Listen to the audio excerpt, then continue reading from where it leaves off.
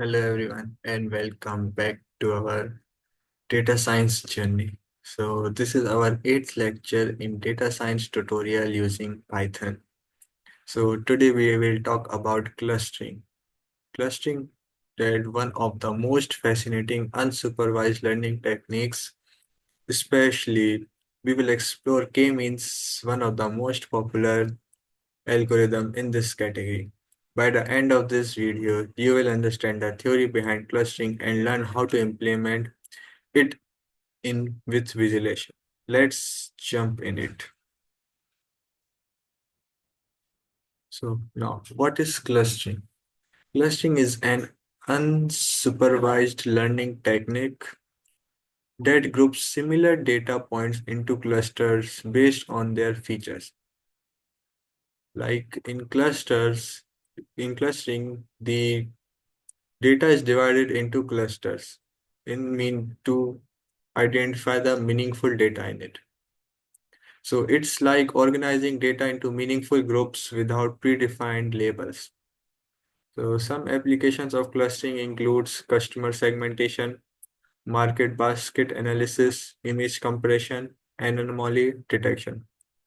So grouping customer based on behavior or demographics, finding products frequently purchased together, grouping similar pixels to reduce image size, and identify outliers useful for fraud detection or quality control. Now, what is k-mean clustering? So, k-mean clustering, yet powerful clustering algorithm. So, here are given 5 steps to identify how the k-mean clustering works. So, first, choose the number of clusters. So, this is the key parameter you set. Second is initialize the k-centroid randomly. This acts as starting point for clusters. Now assign each point to the nearest centroid based on a distance metric, usually Euclidean distance. Now recalculate centroids, update them to be the mean of all points in their clusters.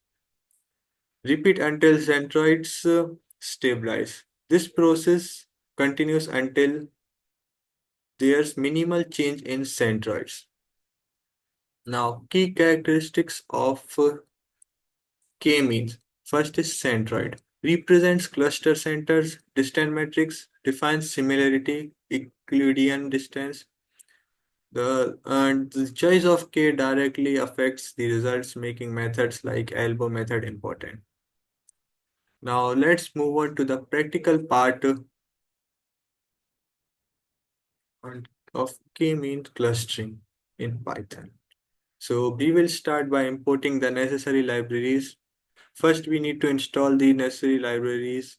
If they are not already installed, we will use pip, the package installer for Python. Then we import the required libraries into our Python script. So we will import libraries like NumPy, Metaplot library, sklearn.datasets, and sklearn.cluster. Now we will generate and visualize the data. We will create synthetic data using make blobs and visualize it.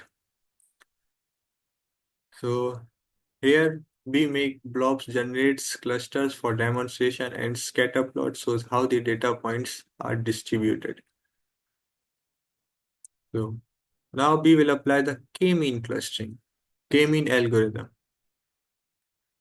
So here what we did in this, so n clusters is equals to 4. We specified 4 clusters based on the dataset clusters. Fit predict. This method This fits the model and predicts cluster assignments. Visualization data points are colored by cluster and red crossed by centroids.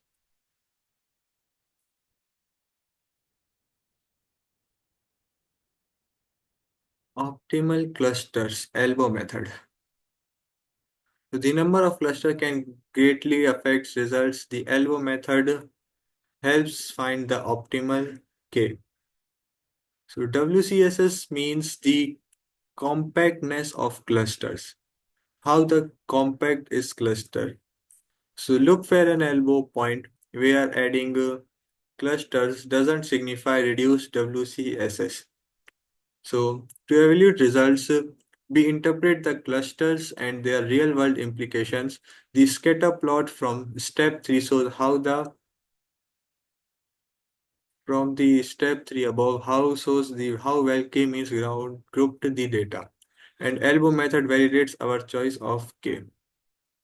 So that's k-means clustering in action. We have covered its theory, key characteristics, and Python implementation with a hand-on example. So if you found this video helpful, please like, share, and subscribe for more machine learning tutorials. Comment below if you have a question or suggestion for future topics. Thanks for watching, and we will see you in the next video. Thank you.